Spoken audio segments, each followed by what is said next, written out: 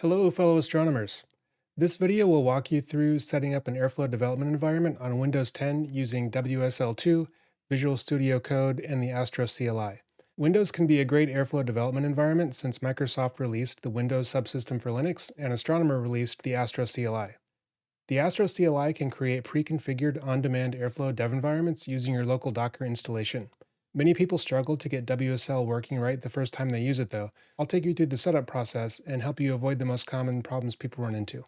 We'll start with a mostly vanilla Windows 10 installation that's current on its updates and has Chrome pre-installed. Then we'll go through the process of installing WSL2. Then we'll install Ubuntu 22 LTS inside of that. And we'll preemptively fix a potential DNS resolution issue that's hit me in WSL a number of times over the years. After that, we'll install Docker CE from the docker.com repo. Then we'll install the Astro CLI, followed by symlinking Chrome into the Ubuntu environment so the Astro CLI can launch Chrome inside of Windows once each environment is stood up. We're actually going to skip installing VS Code because I've already got VS Code on this machine when I started, and I assume everybody knows how to install that already. Then we'll install the WSL extension inside of VS Code so that you can run VS Code on the Windows side and still edit files directly inside of WSL as if they were the same operating system. Then we'll create our first Astro Dev project, and last, we'll edit your first DAG. These are the main links that you can follow along with, or that we'll be Googling during the course of the video. I'll put these in the description below so you don't have to manually type them in. All right, so let's get started. So first, we're going to enable a couple Windows features. That'll be the virtual machine platform and Windows Subsystem for Linux.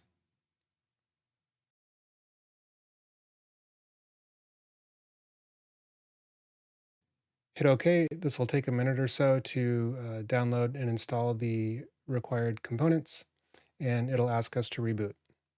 So we're restarting, and now we're back. Next, we're going to Google the WSL2 kernel update. This is an additional software component that we need to run WSL2 on Windows 10.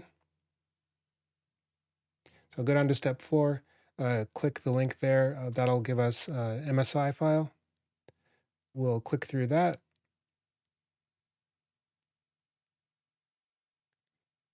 And then after that, we will enable or set the default version for WSL to 2.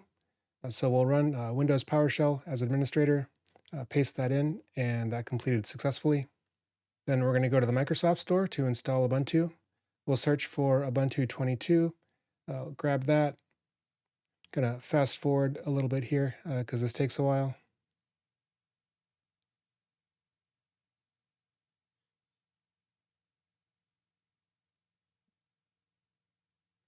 All right, we'll click launch. That will start up the first Linux terminal window. Then we'll provide our default username. We're going to go with Ubuntu here, set a memorable password.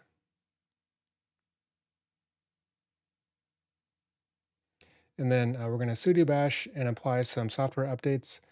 That's a sudo apt-get update, and then sudo or apt-get upgrade.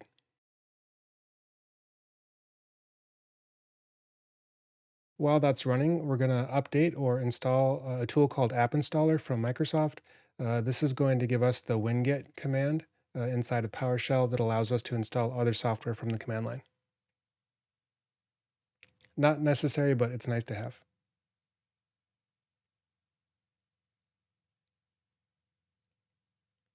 So we'll open PowerShell, run the winget command. We see that's there. And we're going to search for a tool called WSL-TTY. This is a much nicer terminal than what Microsoft includes out of the box with WSL. So we will install that.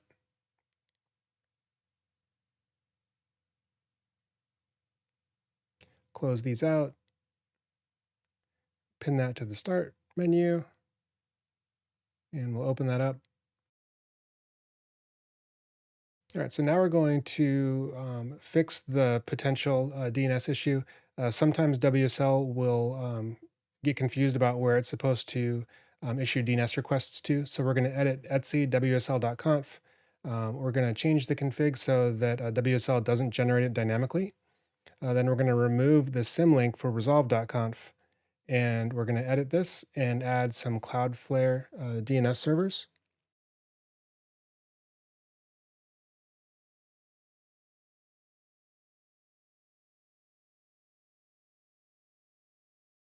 Going to ping a test website just to confirm that resolution is still working, and that looks good.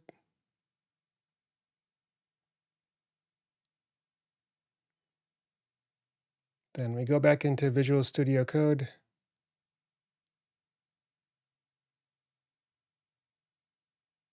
And just in case you didn't have VS Code already installed, you can search with winget search code, and then you'll see Microsoft Visual Studio Code, and you could install that the same way that we installed WSL TTY a moment ago.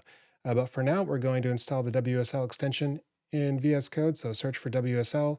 It's the first one from Microsoft. We'll click install, and that will give us the extensions that we need to talk directly to the WSL side. And if we click on the green box on the bottom left and then new WSL window, that'll start a new VS Code editor connected to WSL. The first time you run this, it'll take a minute. It's going to install some plugins on the Linux side so that VS Code can interact with processes there. We're going to make a dev directory. We'll just call it code for now. This is where we will work with the Astronomer CLI to build a project. So Google Astronomer CLI install, click on the Linux tab, and copy that first command. This will install the Astro CLI in our Linux environment.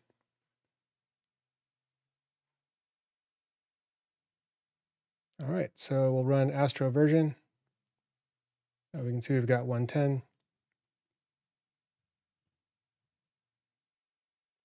And then I've put a few shell commands together that make it easier to uninstall the stock Docker packages and install the Docker CE repo packages, which work quite a bit more reliably than the ones packaged with Ubuntu out of the box. So we'll paste that into a terminal window.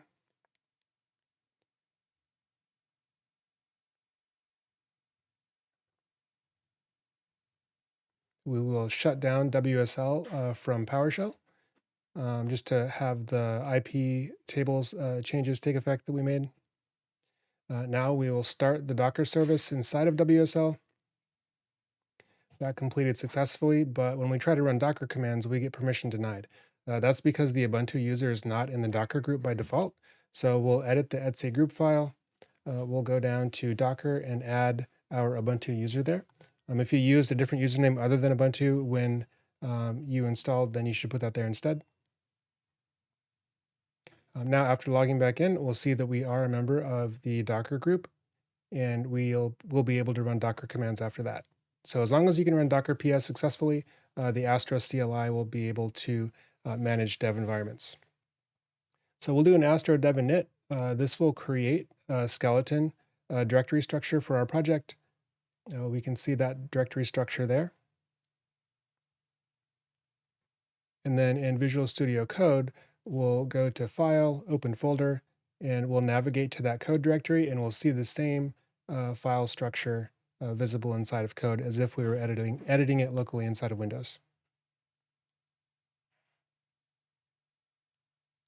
Take a look. There's the Astronomer base image in the Docker file. We'll take a look at some of the example DAGs that are included when you create a dev project. Now we're going to symlink Chrome into Linux. This way, when you do an Astro dev start, once Airflow is up and running, the Astro CLI can open the admin UI or the web server for Airflow in your Chrome browser on the Windows side. We're essentially just finding the path to chrome.exe and then symlinking that into user local bin www-browser. Once we've done that, we can run the www browser command ourselves. We'll use that to open google.com just as a test. And that worked, so we'll close that. And then now we'll do an Astro dev start. The first time you run this can take a few minutes because it has to download all the layers of the different Docker images that we're running. After the first time you've done this, if you need to restart, it usually only takes about a minute or so.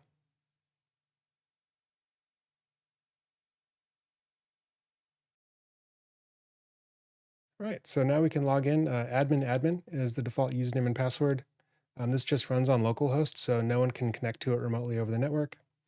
We'll enable the two example DAGs that are there. We'll drill down into the advanced DAG. In the graph view, you can see the dependencies between the tasks.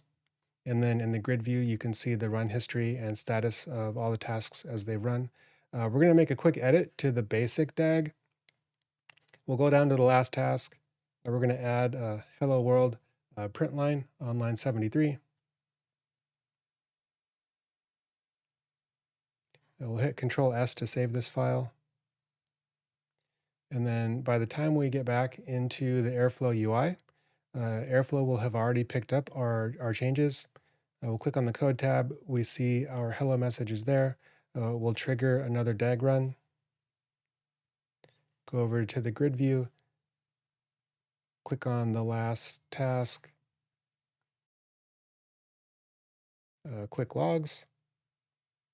And there we see our hello from VS Code. Lastly, you can also still use the Docker commands to see the containers that you have running. You'll see all of the standard Airflow components, the web server scheduler, Postgres metadata database.